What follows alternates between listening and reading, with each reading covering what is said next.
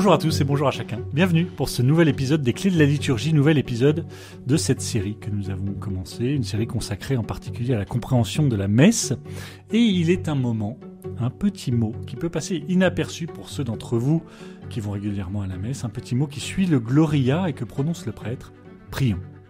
Ce moment, plus ou moins bien vécu, plus ou moins bien marqué, selon les célébrations, a pourtant son importance. On appelle cette courte prière la prière d'ouverture ou encore la collecte. Comme toujours, c'est le père Charles-Marie Rigaille qui va nous éclairer sur le sens de ce moment. Bonjour mon père. Bonjour Arnaud. Alors, première question, pourquoi deux noms différents et qui paraissent opposés pour une même prière, à savoir la prière d'ouverture et la collecte qui est censée rassembler? Effectivement, c'est une bonne remarque. Ça dit deux aspects de cette même prière. Comme souvent, hein, la liturgie est riche.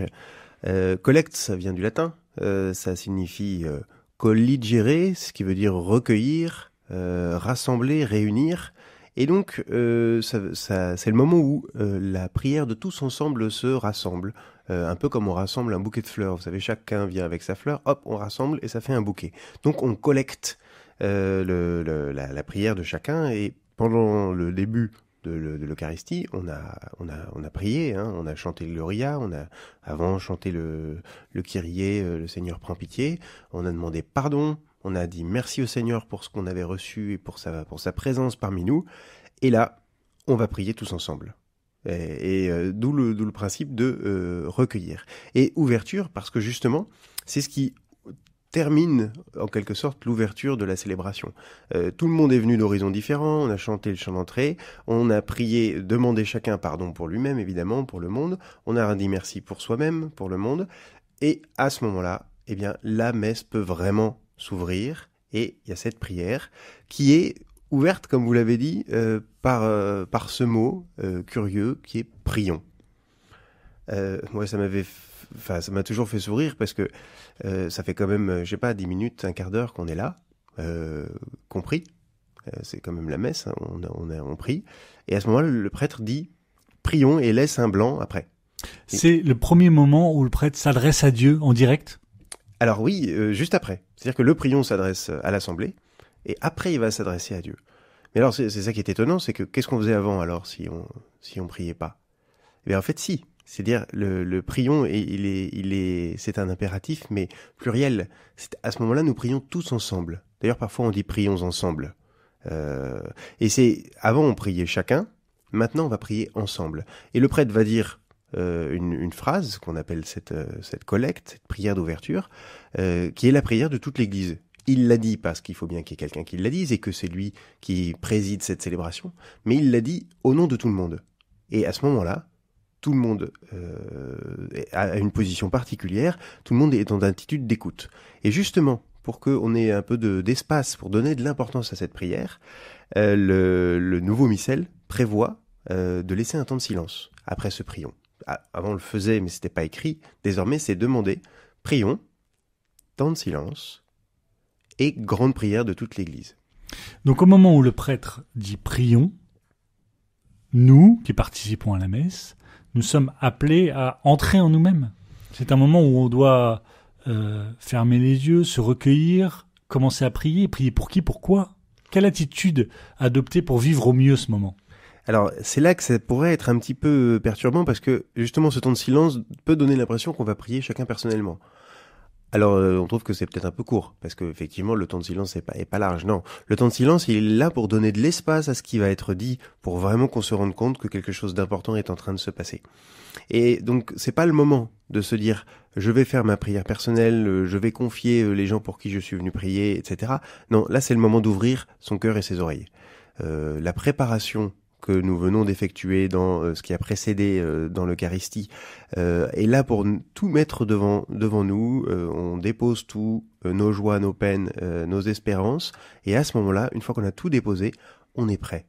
On est prêt non pas pour faire sa prière personnelle, mais pour faire Église. Et donc c'est pour ça qu'on dit collecte, c'est-à-dire que là, nous recueillons tous ensemble et on va s'adresser à Dieu. Le prêtre va s'adresser à Dieu. Avant, on ne lui a pas vraiment adressé la parole au nom de toute la communauté. Et cette prière a une particularité, c'est que le Kyrie revient tous les dimanches. Le Gloire à Dieu, c'est le même texte tous les dimanches. En revanche, cette prière-là, elle est spécifique au jour et au temps. Au jour, c'est-à-dire que dans un même temps liturgique, par exemple là on est dans le temps de l'Avent, chaque dimanche, la prière d'ouverture va être différente. Exactement. Et souvent, c'est un condensé du mystère vers lequel nous allons. C'est plus vrai pour les temps particuliers, le temps de l'Avent, le temps de Noël, le temps du Carême, etc. Quand c'est les dimanches ordinaires, il y a parfois moins de raisons, etc. Mais c'est toujours un texte court, ciselé, assez dense, ce qui le rend difficilement accessible, parce qu'en fait, le prêtre va le dire d'un jet. Et puis, comme souvent on n'a pas le texte, on ne fait pas forcément très attention, on ne se rend pas compte de la puissance et de la force spirituelle de ce texte-là. D'où l'importance de ce temps de silence où on se dit « Ah, il va le dire, je vais essayer de l'entendre un petit peu ». Et on dit quand même souvent quelque chose. Il a à peu près toujours la même structure. On commence donc après le temps de silence. Le prêtre, dans une attitude particulière dont on pourra reparler, commence par invoquer Dieu. Et puis ensuite, rappeler ce qu'il a fait pour nous, et ensuite faire une demande. Et terminer par une doxologie. On en parlait la le semaine Père, dernière. le Fils, le Saint-Esprit. Exactement. Donc, toujours la même construction, cette prière d'ouverture. Très souvent. La plupart du temps, il s'adresse au Père. Ça peut arriver qu'il s'adresse au Fils ou à l'Esprit Saint. C'est beaucoup plus rare. Mais, par exemple, prenons un exemple, celui du troisième dimanche de l'Avent. On parlait du temps. Tu le vois, donc c'est prions, hein, on ouvre. Tu le vois, Seigneur Dieu, ton peuple attend avec foi la fête de la naissance de ton Fils. Donc on se pose, tu le vois, Seigneur Dieu, c'est l'invocation. La naissance de ton Fils est attendue, voilà là où nous en sommes. Nous t'en prions. Accorde-nous de parvenir au bonheur d'un tel salut et de célébrer solennellement avec une joie toujours nouvelle, et de le célébrer solennellement. Et par Jésus le Christ, notre Seigneur, etc. etc. D'accord. Donc là, on voit bien les parties dont nous parlons. Les différentes parties, avec la demande finale, la présentation, on s'adresse à Dieu, etc. Vous parlez de l'attitude du prêtre. Il a une attitude particulière à ce moment-là ? Oui, tout à fait. De même que l'Assemblée. À ce moment-là, on est debout. Il y a 3 prières qui ressemblent à celle-ci dans une Eucharistie. Et c'est ces 3 prières qui sont la prière la prière d'ouverture, comme on dit, la prière sur les offrandes et la prière après la communion, sont 3 prières qui s'ouvrent avec les mêmes paroles, prions ensemble, etc. ou rassemblons notre prière. Et à chaque fois, c'est la même attitude, l'assemblée est debout, position du ressuscité, position de celui qui est ouvert, attentif, et le prêtre, lui, va ouvrir les mains. Il se met en position, comme on dit, d'orant, c'est-à-dire de celui qui se tourne vers Dieu. Il ouvre les mains pour implorer, demander quelque chose au Seigneur. C'est un geste que vous voyez assez facilement, puisque c'est le prêtre qui ouvre largement les mains et il prie ainsi. Attitude d'ouverture et de façon d'être tourné vers Dieu. Et il le fait, non pas pour lui-même, mais au nom de tout le monde. Et vous verrez, vous pourrez regarder un petit peu, donc en général, il ouvre largement les mains.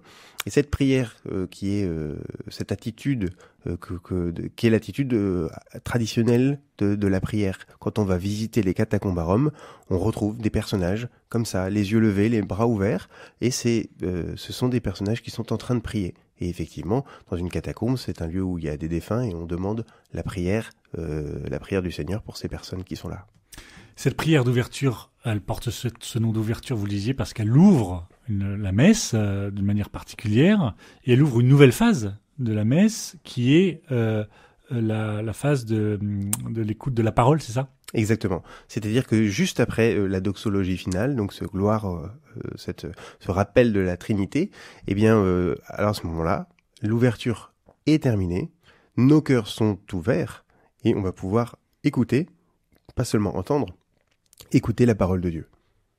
Eh bien, merci mon père, et puis à la semaine prochaine pour un nouvel épisode. À la semaine prochaine.